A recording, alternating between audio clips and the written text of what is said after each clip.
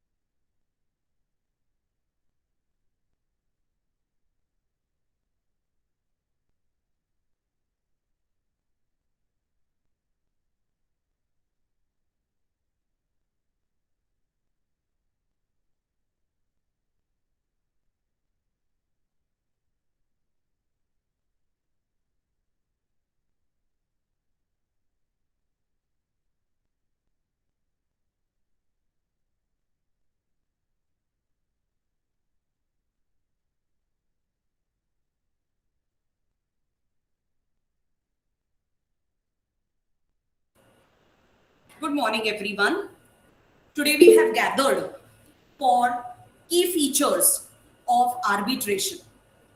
The key speaker for today's program, Advocate Anil D'Souza. He is BLS LLM from University of Mumbai. His specialization is litigation and ADR. His experience includes civil, criminal, commercial litigation before Bombay High Court. He has conducted arbitration proceedings before various arbitration tribunals. He has acted as a sole arbitrator in commercial arbitration proceedings. He has handled electricity cases before Maharashtra Electricity Regulatory and appellate tribunals. He has also appeared before NCLT. Advocate Anil D'Souza, I, Mrs. Rakhi Gadve, welcome you on behalf of Srimati Kamlaben Gambhirchand Shaha Law School. Before over to you, I also extend my special thanks and appreciation to Advocate Yogesh Raul, who has made today's webinar possible. Over to you, sir. Okay. Thanks a lot for a very generous and kind introduction, ma'am. You And deserve it, sir. You deserve yes, yes. And thanks everyone to begin with for having me here. Let me try my best to make it the most interesting arbitration lecture you would have had. So, in order to see the key features of Arbitration Act, one needs to understand really the concept of arbitration, and for which in order to make it little more interesting, I have prepared a small presentation with the help of my colleague Mr. Himalay Chowdhury. So I will present that presentation to you on the screen. So just give me a moment, please.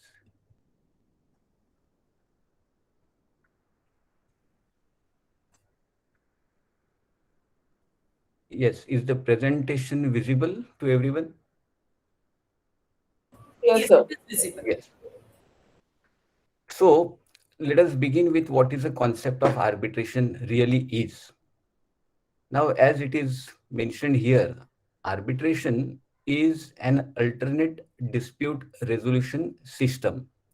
So instead of the courts of law, which are set up pursuant to various statutes and legislations in India, parties, by their own understanding, decide to go before an alternate dispute redressal system whereby an impartial arbitrator is chosen by them, sometimes voluntarily, sometimes imposed by any court or some other third party, which they have agreed to appoint. And pursuant to that agreement, if the parties go before that alternate dispute resolution system to resolve all their disputes and differences, then that in short is called arbitration. Now, a dispute, like I said, is generally submitted only pursuant to an agreement. In certain exceptional cases, mind you, there are statutes and there are legislations where there is no voluntary arbitration dispute resolution system, but it is imposed upon them by a statute and legislations. There are very few of them, but they are there existing. And in such a scenario, parties are bound to go before an arbitrator instead of a court of law or any tribunal which is set up in order to decide the disputes and differences between the parties. Now, what does an arbitration tribunal really do? Arbitration tribunal, after hearing parties and going through the different uh, standpoints that each party has, appreciates the evidence, etc., and then passes an award. That award is akin to a decree which a court of law passes. So, therefore, really speaking, arbitration tribunal passes an award and which is binding, equally like a decree of the court. So later on, what happens is that when a particular party decides to go before an arbitrator, there has to be an agreement. And once there is an agreement, they decide either prior in point of time or by virtue of inference from an act. An act provides that if the parties don't decide what will be their seat of arbitration, how many arbitrators, what is the procedure, etc., etc., then the act decides, and then the arbitrator is given the liberty to decide. But the first choice is given to the parties who are going for an arbitration. So therefore, really speaking, arbitration procedure right from the very beginning, deciding to go before an arbitrator till the end, how and in what manner arbitrator will pass an award is left to the parties who are deciding to go by way of dispute resolution system to the arbitrator. So therefore, ample liberty is given to the parties to decide what they want to do. Really speaking, they want to have certain pleadings in a particular manner. They want to have evidence which is oral evidence or only documents, only evidence, etc., etc. Whether there will be a cross examination, no cross examination, entire procedure the parties can decide on their own, and they can come to a certain terms which even the courts cannot interfere later on, or the arbitrator cannot interfere.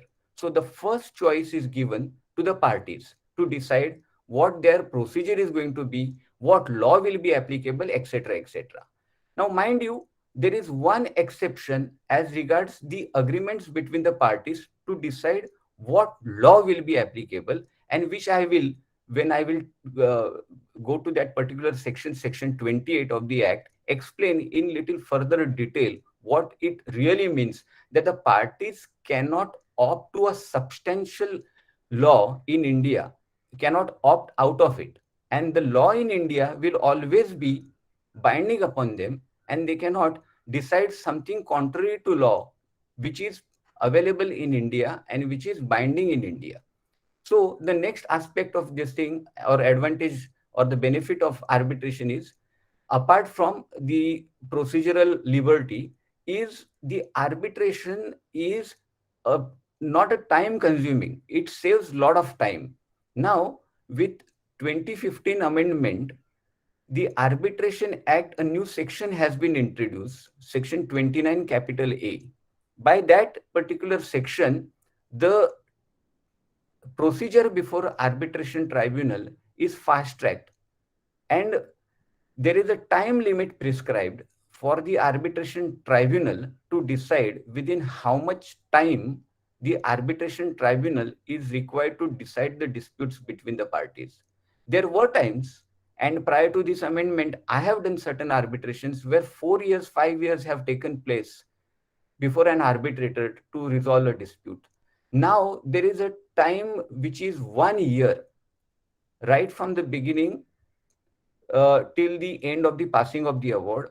Parties, by their own understanding and written agreement, extend that time by virtue of 6 more months from 1 year. And thereafter, compulsorily, they have to go before the court. And the court will, after going into details, how many hearings have taken place, why 1.5 year has not been sufficient enough for you to complete the proceedings, and then with certain conditions, with certain sunset point, the court can extend time, impose certain conditions on the parties also, the arbitrator also. So arbitration is really a time saving litigation, and therefore that's one of the most beneficial advantage that the parties now today have. We know that the justice system in India is really protracted and time consuming. There are delaying tactics, courts are overburdened, etc., etc. Arbitration is certainly a saving grace to save the litigants from this particular time consuming dispute redressal system.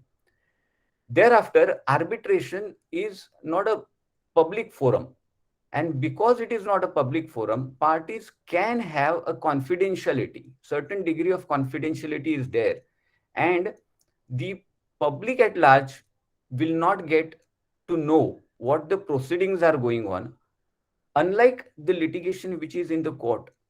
In the court, many times there are reporters, even if howsoever confidential a particular, unless and until a particular proceeding is conducted in camera, the proceedings are supposed to be open for everyone.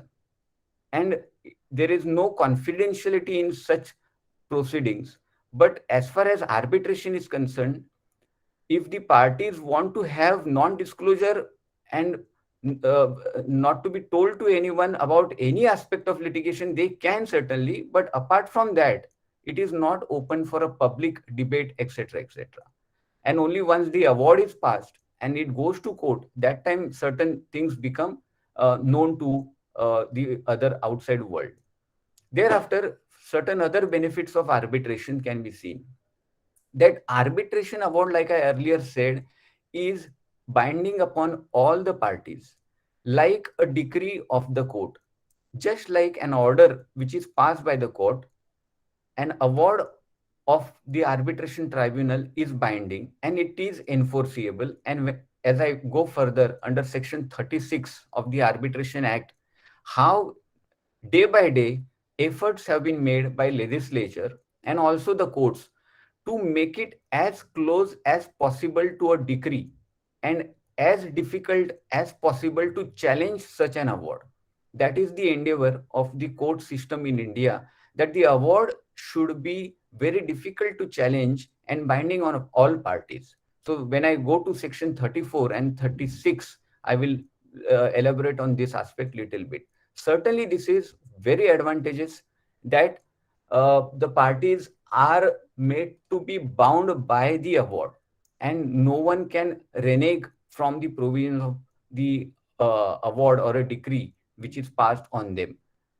Thereafter, the another advantage is this, that arbitration proceedings are so flexible that one can conduct the arbitration proceedings entirely right from the beginning till the passing of the award via online or virtual mode. Now, what happens? Pandemic is certainly one aspect, but we have done certain arbitrations even prior to pandemic, which are international commercial arbitrations. Just a moment, please.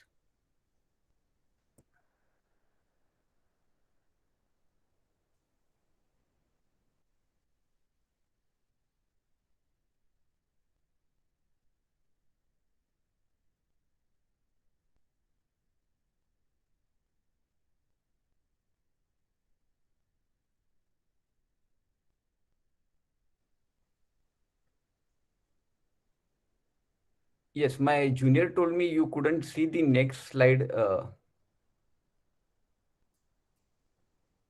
Can you all see the next slide, please? So, benefits of arbitration is visible. Just a moment.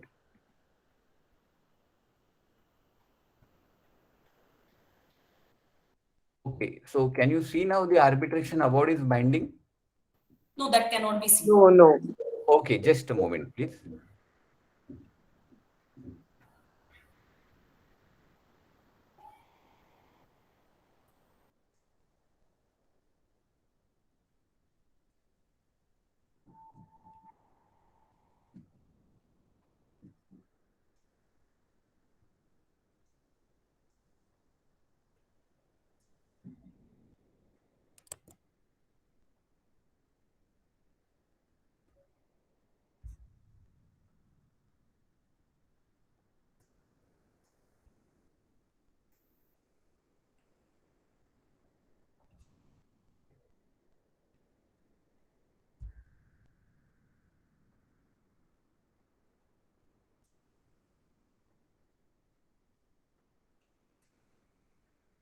Can you now see? We are still on benefits of arbitration. Yes, so benefits arbitration award is binding. Can you now see this slide? Yeah, yeah. Yes. So just let me know if it doesn't move forward for this thing, because I don't have the benefit of seeing the screen. Thank you so much. Okay, so procedurally, it is very flexible. Like I said, you can conduct various arbitration proceedings online, right from the appointment of arbitrator till filing of the pleadings, then the evidence, cross-examination, arguments, everything till passing of the award. Everything can be done via virtual mode. And there are certain, like I said, proceedings which I have conducted, international commercial arbitrations, where parties sitting in London and the other arbitrator sitting in Singapore and we sitting in Bombay, we have conducted these proceedings even much prior to the pandemic situation had arisen. And if the parties really decide and are flexible in their procedural mechanism, then they can conduct these proceedings without seeing each other face to face. Now, there is one aspect that many times comes up, that parties sometimes insist upon that the cross examination of the other person should be conducted in a physical mode because they want to examine the demeanor, etc. Now, really speaking, the cross examination related the aspects of evidence act are not strictly applicable to the arbitration proceedings, because when I'll take you to section 19, we'll see that section 19 says that arbitration act will the civil procedure code and evidence act will not be strictly applicable to arbitration proceedings, and the broad principles which are there, underlying principles which will be applicable, and therefore section 23, 24, 25 will govern this particular situation where parties can agree that they can conduct proceedings online. Can you see the next slide now? The stages of arbitration. No, it is not seen. Okay, one moment.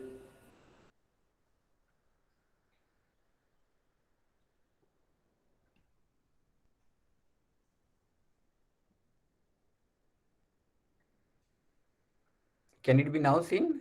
Stages of arbitration? Yes, it is seen. Yes, Yes. yes.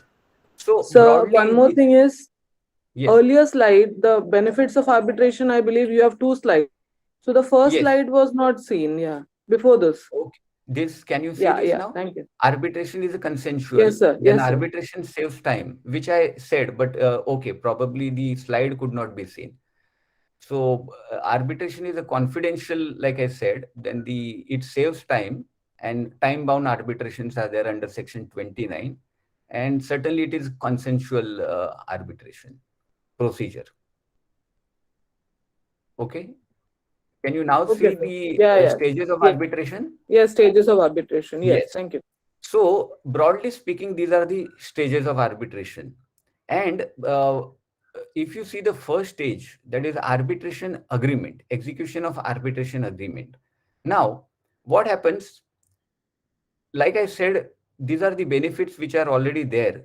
Parties have now come to a conclusion that instead of spending a lot of time in the courts and litigating and our turn not coming for seeing the final outcome of the award or a decree, let us go for arbitration where we can have some degree of certainty as regards the time, which specifies that within so much of time we will get our result, one way or the other. And therefore, parties have really speaking gathered a lot of awareness for last 10 to 15 years. And almost all commercial agreements today, we see arbitration clause is incorporated.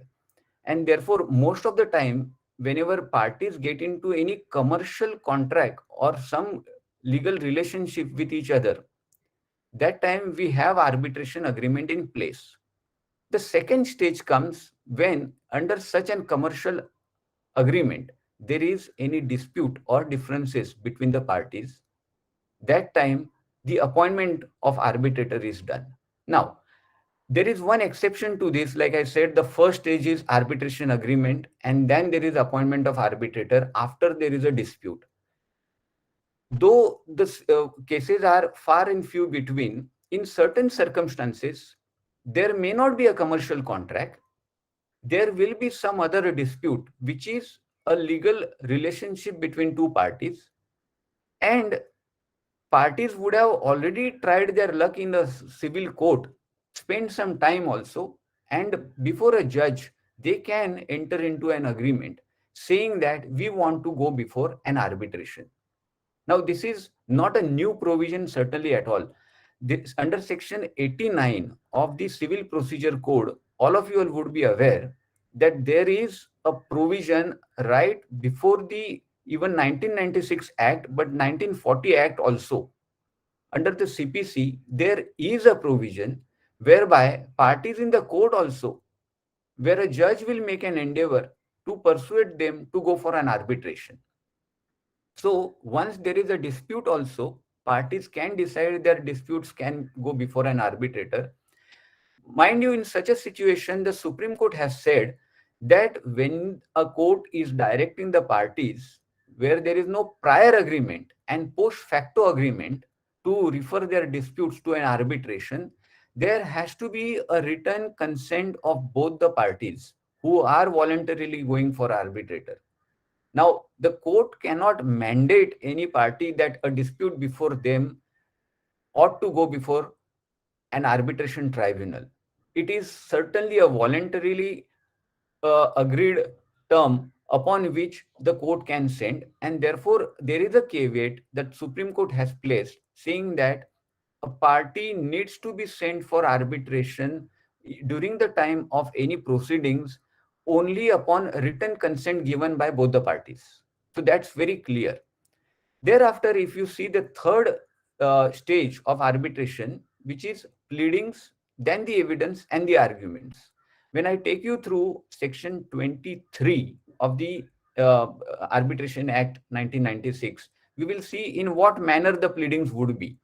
And like I said earlier, section 19 says that CPC to that extent will be applicable, but not entirely. Only the broad principles will be. Parties do have an autonomy in deciding what kind of pleadings, to what extent, etc., can be filed by them. The next stage is the evidence.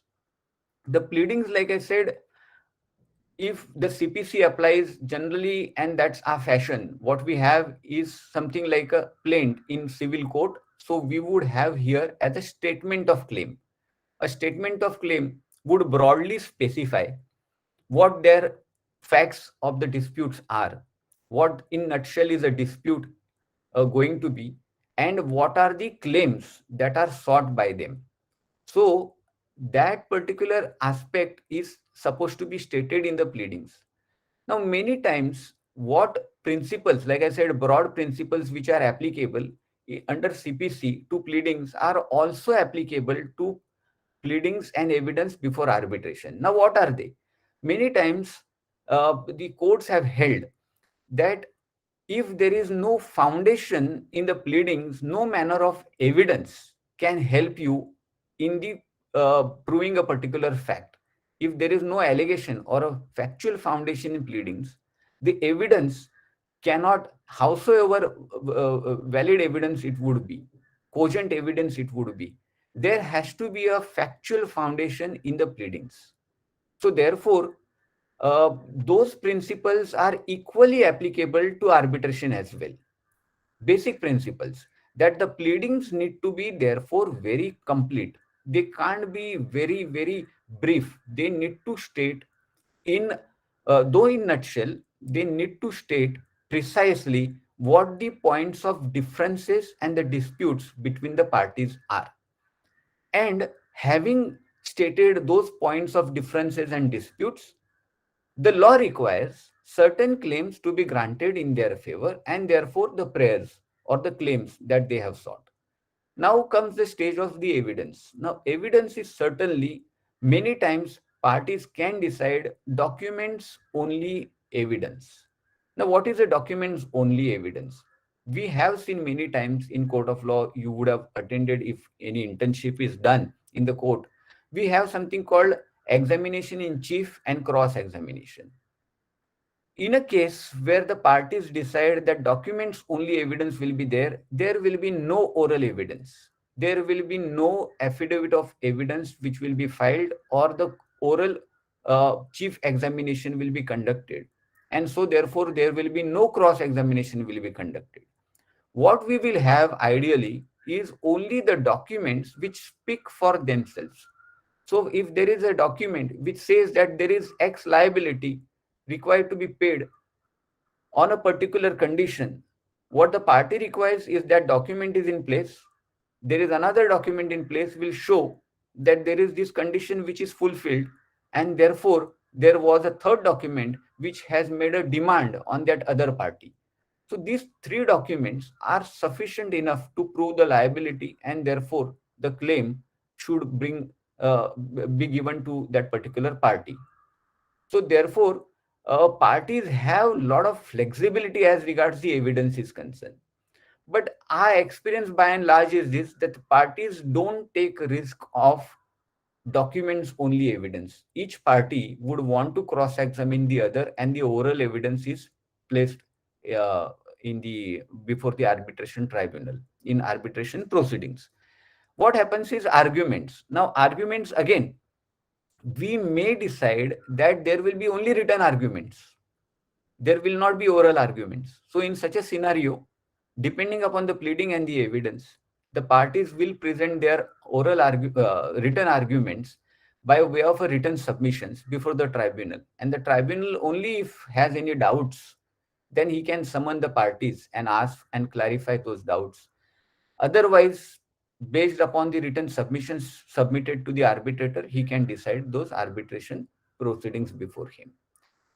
Ultimately, what happens is the arbitration award is passed by the tribunal. That's the last stage. And once the arbitration tribunal passes an award, that has to be challenged if a particular party feels aggrieved within 90 days of receipt of the signed copy of that award. From the date of 90 days of receipt of signed copy of the award, if the award is not challenged, there is only a grace period of 30 more days that takes us to 120 days. Beyond 120 days, there are Supreme Court judgments that the Act does not empower any court to extend the time of limitation. Only certain exceptions, like very recently, because of the pandemic, all of you are aware that the Supreme Court in suo motu proceedings had dispensed with this particular time of limitation to be excluded from such a calculation. And therefore, right from 22 March 2020 till 3rd or 4th October 2021, the entire period which was spent in pandemic was excluded by the Supreme Court. Last comes the stage in these proceedings is the enforcement of an award. Now, award, like I said, becomes a decree after expiry of 90 days, and with certain exceptions, if within 90 days no challenge is there, and 30 days also there is no challenge, within 120 days from the receipt of the signed copy of the award by respective parties, the award becomes a decree and it becomes enforceable. And when I will take you to section 35, section 36 rather, in which we will see how an award can be enforced just like a decree. And there are now, under 2015 amendment, there is a substantial change in these particular proceedings, that automatic stay, which was earlier given to a decree, or rather the award of the arbitration tribunal, is taken away. And there are certain niceties, that if the award is that of a money award or money claim, then parties have to satisfy the court what is that egregious infraction that has been committed by the award. Otherwise, the parties, as a matter of course, are directed to deposit the entire sum, or at least 75% of the sum of the award, in the court. And that's the conditional stay which is given. Otherwise, though the award is challenged under 36, the proceedings will go on for enforcement or execution of an award. Can you see the next slide? That arbitration is governed by Arbitration and Conciliation Act. Yes, sir. Yes, sir. Yes. So this is the next aspect. Really speaking, though the parties have decided to have a consensual forum to decide their arbitrations, it is highly regulated procedure. Means, though the parties have been given certain liberties and they can decide certain procedures, the manner of doing this particular entire proceedings, choosing the arbitrator, and what if the other party doesn't do, and what are the contours of the arbitrator's jurisdictions, and what kind of disputes can be filed before arbitrator and what cannot be decided by arbitrator, whether an arbitrator can pass an award which is against the public policy in India, or against the law which is applicable in India, are certain areas which are governed by the Arbitration and Conciliation Act. So though the parties are given the autonomy, what really speaking the Act has done, it is highly regulated wherever it is required to be regulated. And we will see in what manner it is regulated as we go further. So basically, there is a backing of this legislative amendment, that Arbitration and Conciliation Act 1996 has really regulated the arbitration proceedings in India. And all the arbitration proceedings which take place, except state of Jammu and Kashmir in India, be it international commercial arbitration between where one of the party is in an Indian party, all arbitrations taking place in the territory of India will be governed by the Arbitration and Conciliation Act. There are certain exceptions where parties can opt out, but when both the parties are Indian parties, that liberty is again not given. So, like I said, the Act governs and decides the contours of the arbitration tribunal. And where the arbitration tribunal cannot exceed its jurisdiction and cannot contravene the law which is applicable in India, there the Act has stipulated certain conditions. So the next stage is that it is based upon the Arbitration and Conciliation Act is based upon UNCITRAL model of law. This is United Nations for all the countries, all over the member countries of United Nations, in order to have the private international law and public international law, that that particular harmony between them. And cross-border transactions are there. Certain foreign awards are passed in other countries where the parties, one of the party is in India, or some third parties which are not Indian parties, but their assets would lie in India, and a party would want to come and enforce some international award in India. Therefore, the mechanism is provided under Part 2 and Part 3 of the Arbitration and Conciliation Act. And this, it derives its source from UNCITRAL model of law. The Act is applicable for like I said, domestic arbitrations as well as enforcement of foreign awards. And whenever parties would think that they need to get some assistance from Indian courts in order to further their cause in enforcement of arbitrations and arbitration awards, which have taken place or are taking place outside India, maybe in Singapore SIAC, that is Singapore International Arbitration, and then CCI or LCIA, London Court of International Arbitrations. Those are the forums they can approach in India where the assets are lying or the party is having their place of business, and get those particular awards enforced and further the cause which is provided in the UNCITRAL model law. Can you see the next slide? It can be from the exchange arbitration agreement. Yeah, it is visible. Yes.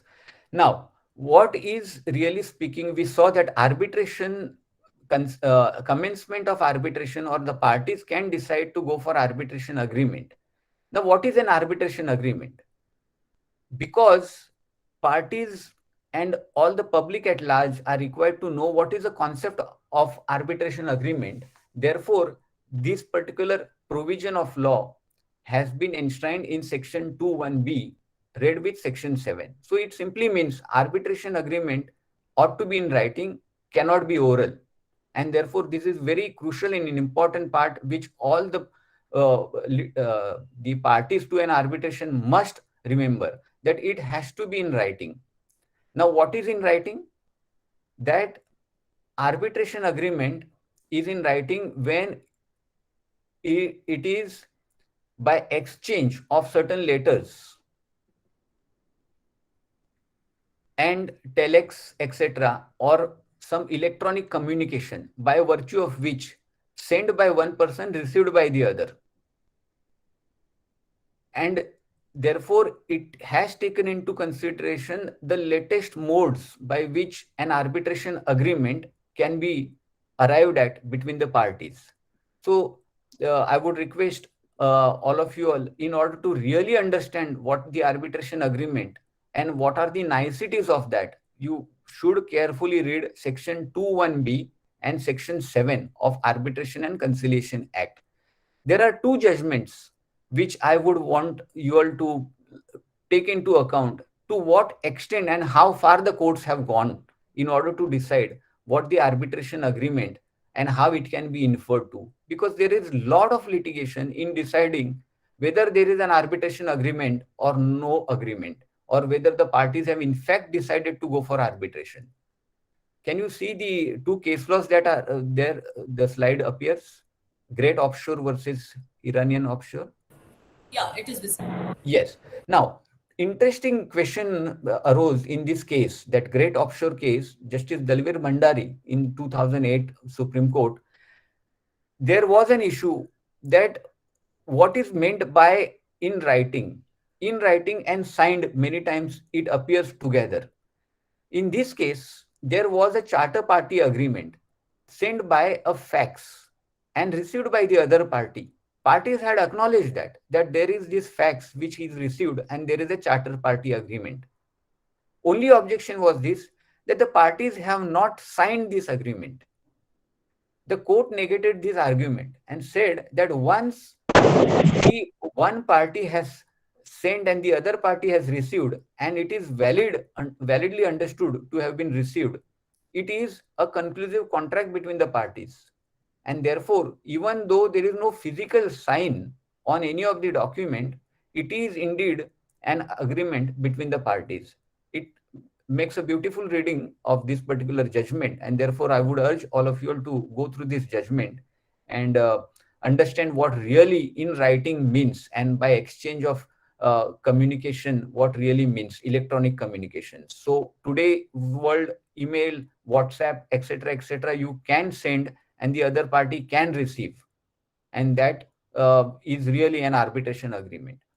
There is another case, Visa International, where the Justice Reddy Supreme Court in 2009 has decided that no artistic drafting is required in order to come to conclusion that parties have an arbitration agreement in place. Parties need not use certain words like arbitration or resolve disputes, etc., etc. Parties need to see only the intent between both of them, that they intended that instead of the court, some third party competent enough, impartial enough to will decide our arbitration and our disputes. And that is good enough. That is what the Supreme Court in Visa International has said. Thereafter, another important provision is there, that is section 21E, which defines a court.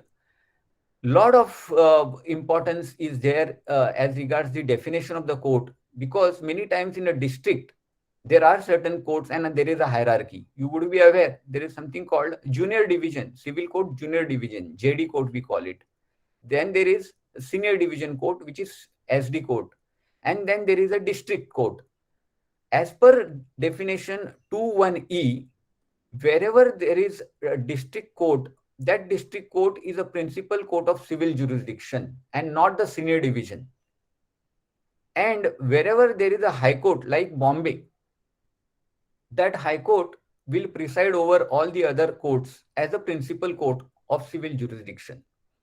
There are two case laws to this effect: Fountainhead Developers versus Maria. Now, this judgment is a full bench. Justice Bhosle, speaking for the full bench of Bombay High Court, has laid down this principle that the senior division court is not the court, but the district court is the principal court in a district level. There is another case which is equally interesting.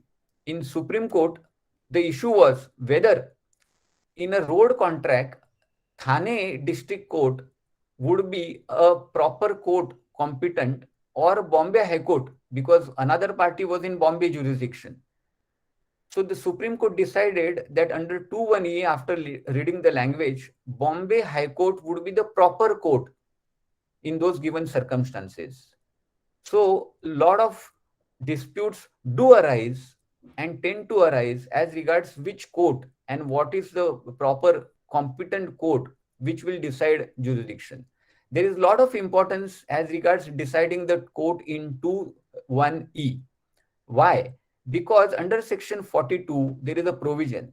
Once a party approaches a particular court for that particular arbitration, till the passing of the award and challenge to that award, as well as enforcement or execution of that award, that court alone will have the jurisdiction. If there are two or more courts, the court chosen by one party right in the beginning under 21E will be the court which will have jurisdiction. And it has a lot of significance because parties fight over whether Delhi, Bombay, Chennai, Kolkata, all these courts would have jurisdiction, or even in certain districts, those courts would have jurisdiction or no. So for a better understanding, these two judgments are required to be gone into. There is another interesting provision, which is section 2, subsection 3, which talks about certain disputes, if by virtue of law and the nature and the relationship cannot go before an arbitrator or arbitration tribunal, then those courts, those disputes cannot be resolved by the arbitration. So the nature of those disputes will decide whether parties can go for arbitration. There is one celebrated judgment of Bombay High Court Supreme Court Justice Ravindran, speaking for the Supreme Court bench, said that though the parties have autonomy to refer to all their disputes to arbitration by virtue of certain legislation and certain relationship between parties, those disputes between parties cannot be referred to. Booz Allen and Hamilton versus SBI Home Finance very nicely analyzed judgment of all the aspects of the arbitration disputes before a particular tribunal, which can come, which can arise, and what can be decided, what cannot be. It's been more than like 12 years in the context of arbitration, and this judgment has been still referred to a lot of subsequent judgments, right till 2021, a lot of judgments have referred. This makes a beautiful reading, and therefore I would urge all of you all to go through this judgment for a better understanding of what disputes can be referred to and what cannot be referred to. So broadly speaking, like I said, certain disputes which are as regards the criminal matters, as regards divorce, as regards who's the heir of whom, the probate, then in Maharashtra and particularly Bombay, there are certain disputes which cannot go like the tenancy disputes, recovery of rent, recovery of premises, recovery of live and license premises. Those disputes cannot be sent to arbitrator. But since, like I said, though Booz Allen Hamilton, we have come uh, far away for like last 10, 12 years, that where the courts have come with a certain finer distinctions, though the contours of the arbitrators are decided, what are those certain finer distinctions that can tilt in favor of arbitration? And therefore, there is this judgment. You can see the screen, Ayaswamy versus this judgment on the screen. Yeah, Yes, yes. sir. Yes. So this is very beautiful judgment written by Justice Sikri and Justice Chandrachud in 2016. And for a better understanding of what can be referred to arbitration and what cannot be, this judgment is like a Bible as far as one needs to read what disputes can be submitted to arbitrator. Now, there was a settled principle in uh, uh, judgment of N. Maestro versus Radhakrishnan. In that judgment, the Supreme Court had laid down that the criminal disputes or the disputes which have a criminal angle to it, fraud, coercion, etc., cannot go before an arbitrator. Now, Ayaswamy has deferred and diluted the scope of that judgment to great extent. And it is only when an agreement is founded upon a fraud, and that is egregious fraud, that time the agreement and the disputes cannot be sent for arbitration. It has been held that normal civil misrepresentation, civil fraud under section 17 and 18, etc., of the Contract Act can certainly be referred to arbitrator. And therefore, this judgment, in order to understand the purport of section 2(3), ought to be read. There is another judgment of Justice Nariman, which is Avitel Post Studios, and which is 2021 judgment just before his retirement. Justice Nariman has laid down a fine distinction from all the earlier judgments and has heavily relied upon Ayaswamy and come to a conclusion that generally only those disputes which are by its nature, where there is a legislation or otherwise, by express confinement, it cannot be sent for arbitration. Normally, you must try and send the parties to arbitration.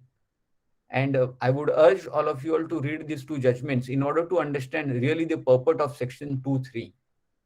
Section 2(4) and 2(5) are as regards the Arbitration Act 1996 governing all the arbitrations under certain other statutory dispensations and statutory arbitrations also. So under National Highways Act, if there will be, under Micro, Small, Medium Enterprises Development Act 2006, if there are any arbitrations, all will be governed by the procedure laid down in this particular act. Thereafter, we can see is one important section, which is section 4, that if a party is supposed to raise a particular objection or raise their grievance before the tribunal under the arbitration or under the act, and within the time specified, if they don't, then and they proceed further, then the party is estopped and there is a waiver. And this particular aspect of law has been very nicely discussed by the Supreme Court in Quippo Construction Equipment, where in 2020 there was a nice issue which had arisen, that the parties had 2 or 3 different arbitrations under different agreements which were interconnected between the same parties. And the arbitrators which were agreed and the forum that was constituted had an even number of arbitrators. Under Section 10 of Arbitration Act, mind you, there is a provision that the arbitration tribunal cannot have even number of arbitrators, 2, 4, 6, etc. Still, the parties in this case had, and it was not raised till the culmination in the award and passing of the award. Later on, it was raised by other unsuccessful party. The Supreme Court said nothing doing. Under Section 4, you had the earliest opportunity after the constitution of the arbitration tribunal to raise this issue as regards the even number of arbitrators. You haven't. You participated, invited an award, and therefore you are now stopped, and there is a clear waiver against you. And that's the judgment of Quipo construction. All of you should go through that judgment in order to understand. Because I firmly believe litigation is like a game of chess. Your move and the counterparty's move is all that they decide, and how they proceed to great extent, whether you succeed or whether you fail in the arbitration. And therefore, each party right in the beginning should have your own certain steps that you would want to take and alter them as per the counter move made by the other party. And therefore, this particular Section 4 will help you in to great extent in doing and planning your affairs as far as the litigation in arbitration is concerned, which in the court is not in play so much, though it is in play, but not so much as in arbitration. Section 5 provides for minimal judicial intervention. There are only few sections where the judicial intervention is permissible, whether you can go to court for certain reliefs. Barring that, the courts don't have any jurisdiction. And the courts in India have acted so much against interference of the court that only wherever specific sections are providing, then the courts have interfered, not otherwise. Section 8 is very important provision, and what it provides is that if there is an arbitration agreement between parties and other party, in case of a dispute, approaches a civil court, when a civil court is approached, the other party counterparty must raise a timely objection as regards the existence of arbitration agreement. Once that arbitration agreement, which is a valid under the law, is shown to the court has no option but to refer the parties to arbitration. There is a celebrated judgment of Justice Sanjeev Khanna and Justice Ramanna, both very recently, that is Vidya Drolia and Durga Trading. Now, this judgment, though you may find it very lengthy, and but it makes a beautiful reading. And if you have to understand the entire scheme of arbitration, you must read this Vidya Drolia judgment by Justice Sanjeev Khanna and Justice Ramanna, who is the Chief Justice now. There is another judgment of Booz Allen and Hamilton. Even this judgment discusses the finer points when a party will be sent to an arbitration and what is the contour of deciding under Section 8 of the court, to what extent the court can interfere and to what extent the court can go into what are the issues, has been discussed in Booz Allen and Hamilton by Justice Ravindran. Section 9 was very important provision at one point of time, and it has been substantially watered down by 2015 amendment. What it provided for was, if the parties required any interim relief and the arbitration tribunal is not in session or not in forum constituted, then in case of urgencies, they would approach the court for interim measures.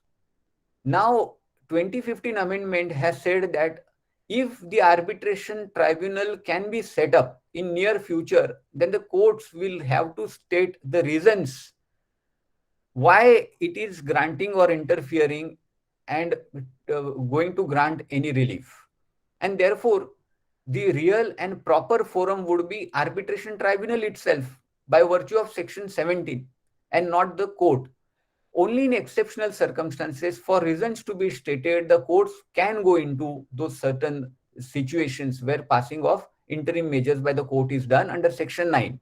Now, what are they? Typically, what comes to my head is this, that if there are certain reliefs which are sought against the third parties. Now, arbitration is between two parties and some third party is having the object or subject matter of the arbitration, and relief is required to be sought. Tribunal necessarily cannot grant relief against that third party, but the court, civil court under Section 21E is quite equipped to grant such relief. And therefore, typically, when there are reliefs which are required against the third party in an arbitration, Section 9 can come to your aid. Section 10, which is the next important section, is the number of arbitrators. Like I have already told you all, you can decide the number of arbitrators, but it cannot be even number. Now that has been watered down substantially by QIPO judgment, which I referred to earlier. The parties can derogate from that provision. Thereafter, very important and lot of judgment, judicial precedents which have come on this section provision of law is Section 11. What is that? Appointment of arbitrator. Now, it's a crucial provision because many times, like I said, party deciding their games or rules as depending upon the steps that the other party takes in a litigation. So if a party wants to, in case of dispute, want to go for litigation in arbitration, and the other party doesn't consent to the proposed arbitrator, in such a scenario, what happens is this, that the parties are handicapped and they cannot go before a forum, even though parties have agreed to. Section 11 comes to your aid. When a party makes an application to the High Court for appointment of an arbitrator in that particular state, the High Court sees that there is an agreement, existence of agreement is not in dispute, and that agreement is valid, and therefore the parties are directed to go before an arbitrator and the court appoints an arbitrator. This is very crucial provision, and at least about 35-40% of the judgments from 96 are on this particular section. And let us see how the development has happened. There was a judgment of Konkan Railway in the Supreme Court where initially it was decided that Section 11(6) provision, which is appointment of an arbitrator, is not a judicial power. It is merely an administrative power. So that time we used to have a Chief Justice of High Court and his designate. So Chief Justice had only administrative power. He could not decide certain finer points, validity, legality, etc. of an agreement. If there was an existence, physical existence of an arbitration agreement, he was bound to appoint an arbitrator and send parties for arbitration. Now that was Konkan Railway. In 2006, because of difference of opinion, the Supreme Court constituted a constitutional bench of 7 judges bench in SBP versus Patel Engineering. Now, 6-1 majority overruled the Konkan Railway judgment and came to a conclusion that the power given to Chief Justice or his designate under 11(6) is a judicial power. It is not an administrative power. And by virtue of which a Chief Justice or his designate can go into all the finer points which the parties raise before him. And thanks to this judgment, I have appeared in certain cases where the courts have taken at least 20 hearings, full day hearings, where we have agitated whether the agreement is there, not there, what is the contour of jurisdiction, etc., etc. And this judgment had, really speaking, though intent was good, created some sort of a havoc as regards the parties who are not intending to go for arbitration. And a lot of time and judicial time is to be consumed in this litigation.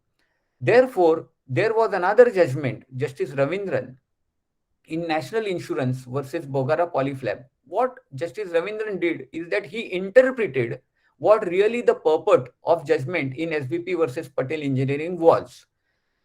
Justice Ravindran decided three categories where under section 11(6), Chief Justice or his designate must go into.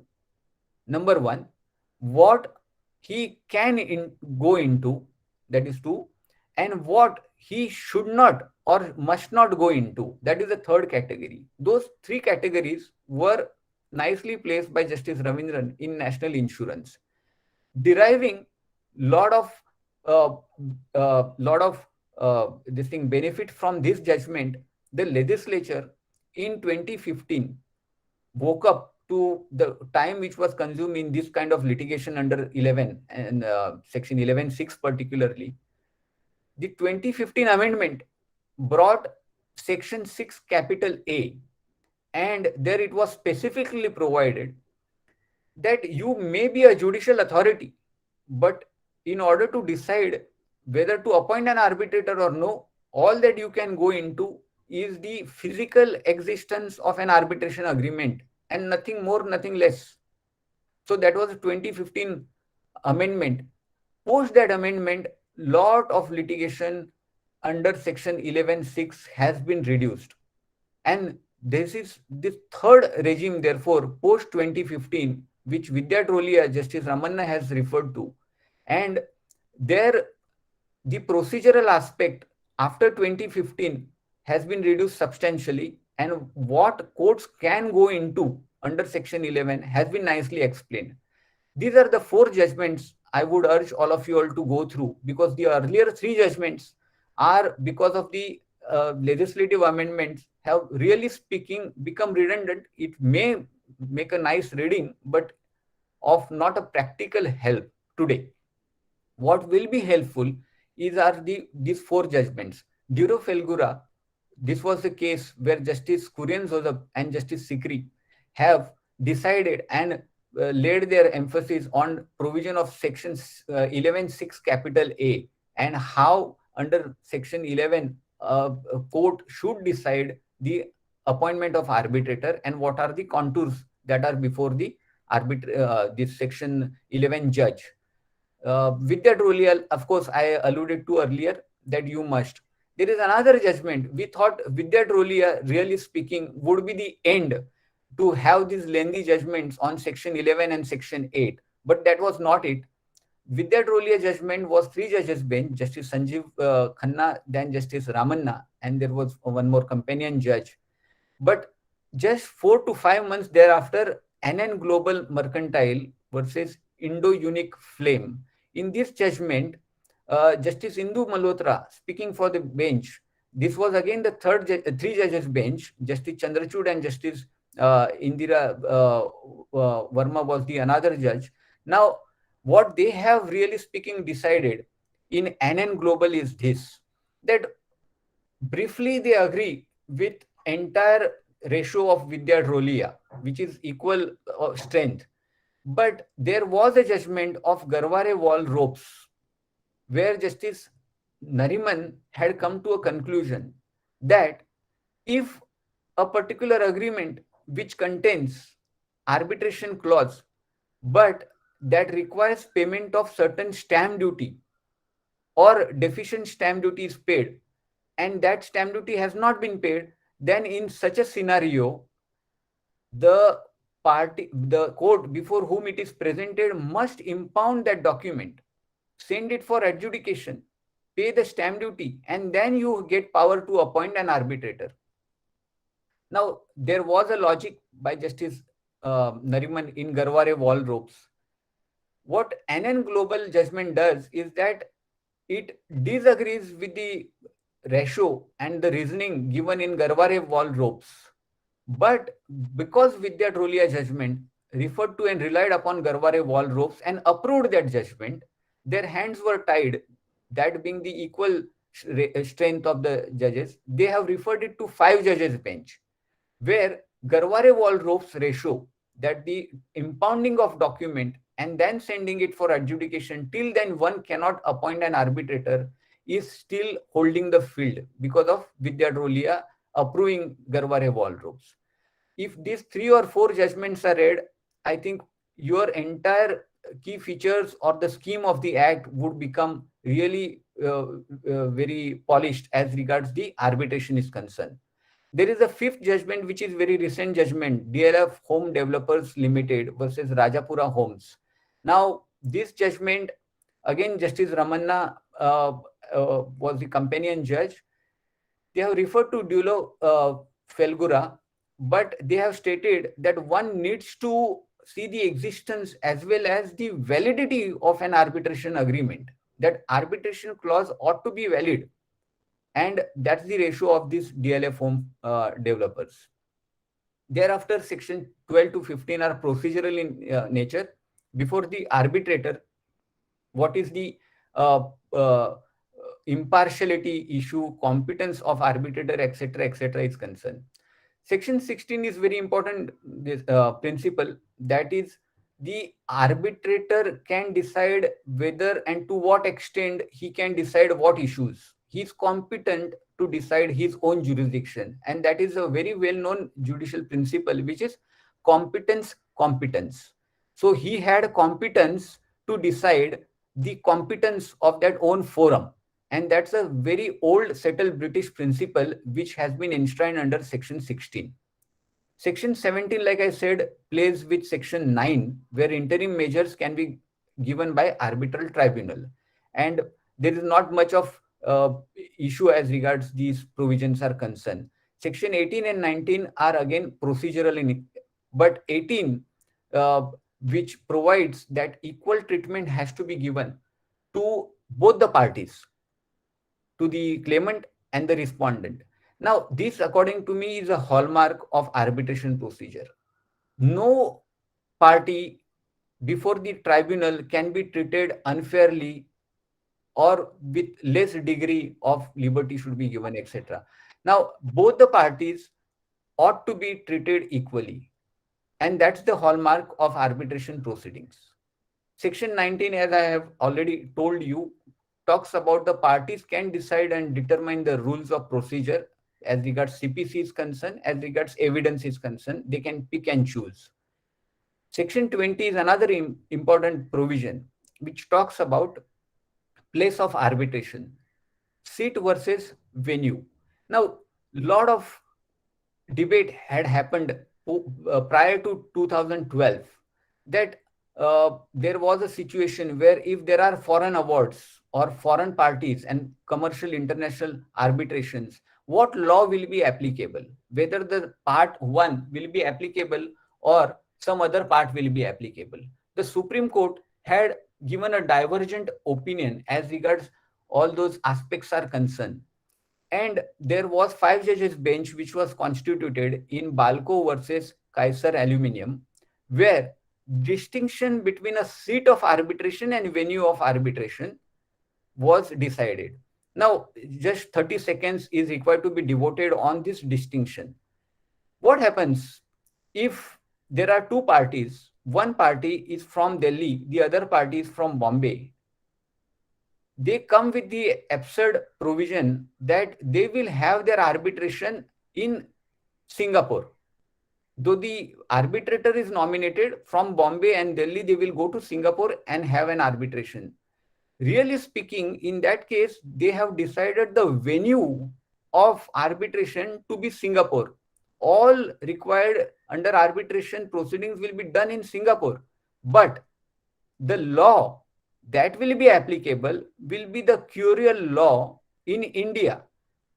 And because the law in Delhi and Bombay is not different, therefore the law which is equal to a seat which is in India will be applicable. Just because the parties have had their dispute resolved in Singapore, sitting in Singapore, it does not mean that the Singapore law will be applicable in order to decide their disputes, because ultimately they have to come to India to decide or enforce their award, whatever award is given. So that's the thin distinction between seat and the venue. I hope as you go along and read little further on this section 20 and Balco and Kaiser, you will certainly understand the niceties of these 2 particular terms. So that is a seat and venue.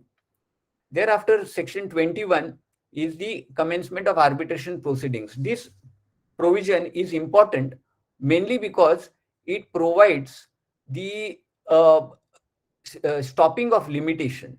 Once the notice is issued and received by the other, then the limitation to approach an arbitrator is stopped, and lot of the embarrassment can be saved by the advocates to their clients if the notice under Section 21 is sent in timely manner.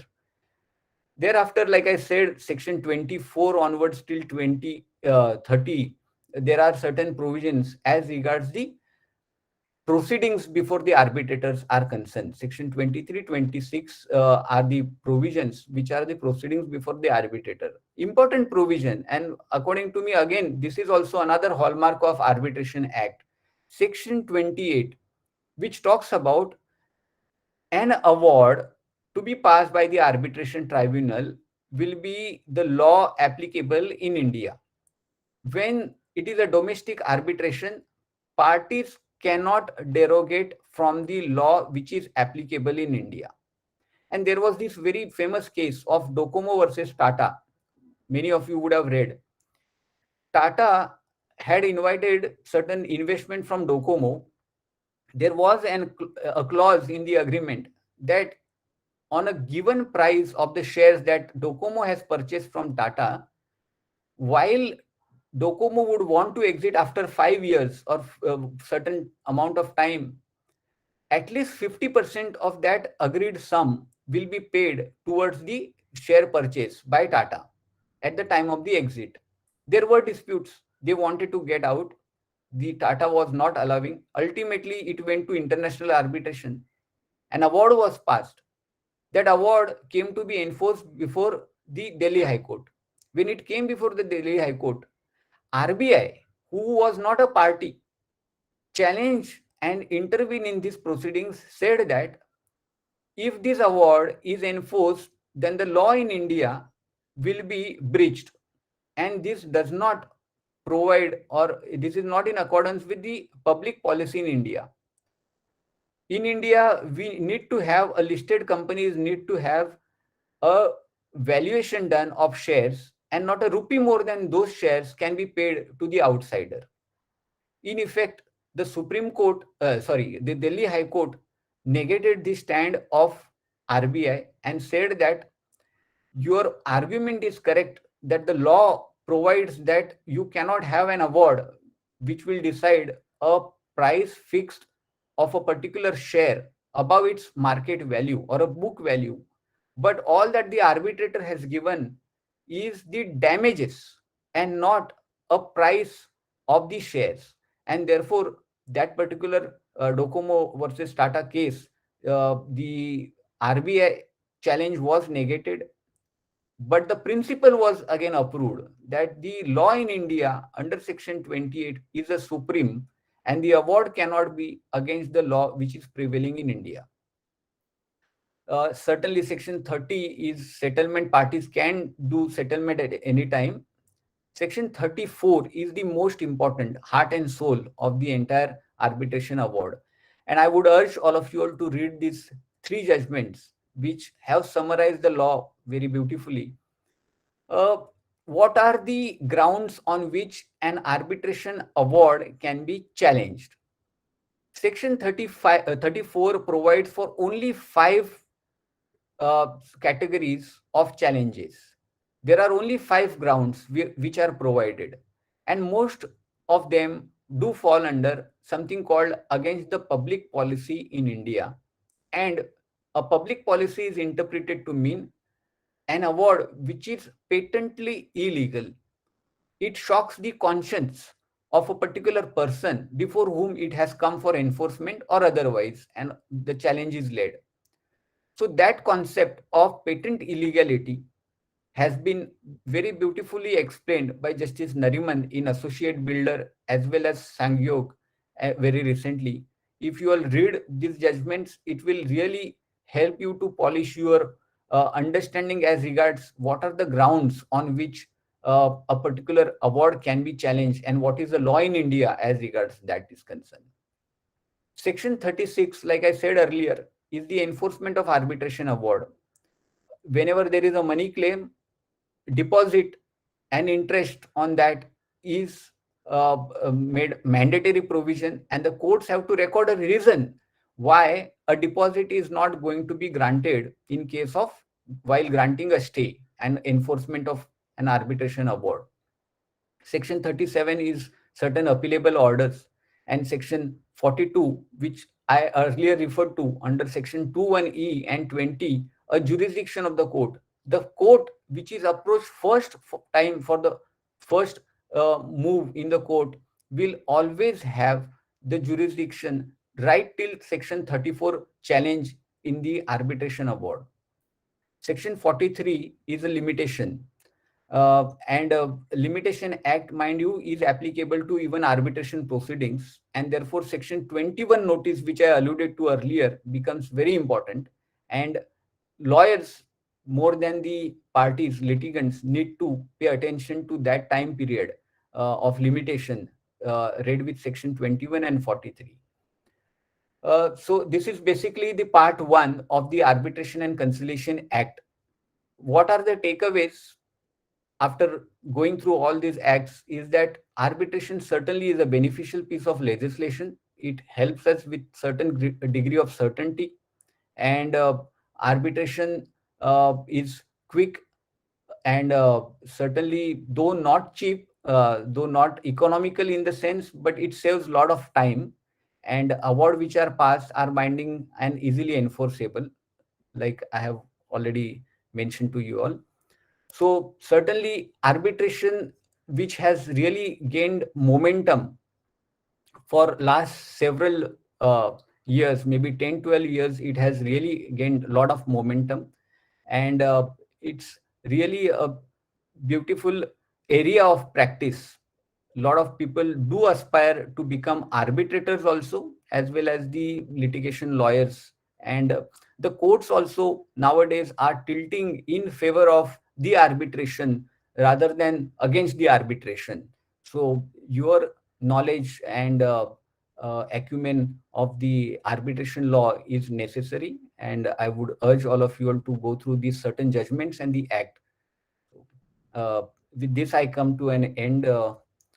I hope you all have enjoyed. If you have any brief questions, I have exceeded my time, so I'm conscious of the fact. So if any questions are there. Are there any questions? If there are any questions, quickly raise the questions without wasting your time. So there is one question. Can an arbitration proceeding be conducted if the opposite party, who's that? If the opposite party in case of breach of contract is absent? Yes, certainly. What happens, Section 11 is a provision which will come to your aid in such a scenario. If the other party doesn't want to come for arbitration, then in such a scenario, all that you have to do is issue a notice inviting them for arbitration, which is Section 21 notice. And if they don't agree to an arbitration appointment within 30 days of the receipt of such notice, you can approach the High Court, and the High Court in such a scenario will appoint an arbitrator. An arbitrator, once takes the reins of the proceedings, then another procedure will begin, notices will be issued, and Section 3 of the Arbitration and Conciliation Act provides that how a service of all the summons or the notices under arbitration proceedings are to be done. The last known address, which is in CPC also, upon that last known address, it will be delivered, and if they come for one hearing or two hearings, it's fine. Otherwise, arbitrator can proceed ex parte just like a court. So the answer is yes. Any further questions?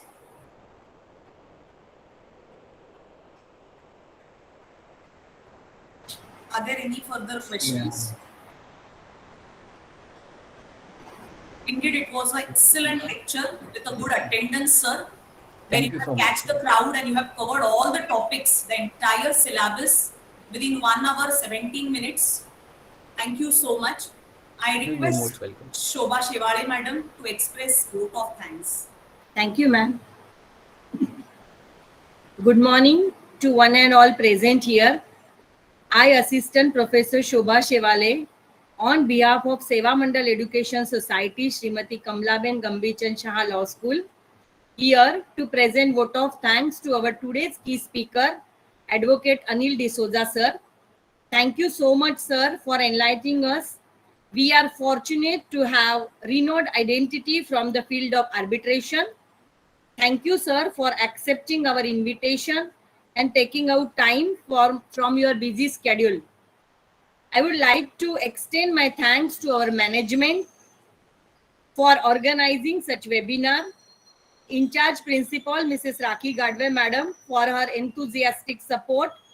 Vice Principal Rajesh Kadak sir, all teaching and non-teaching staff, and all our guests, all our students for their participation. Thank you so much, sir.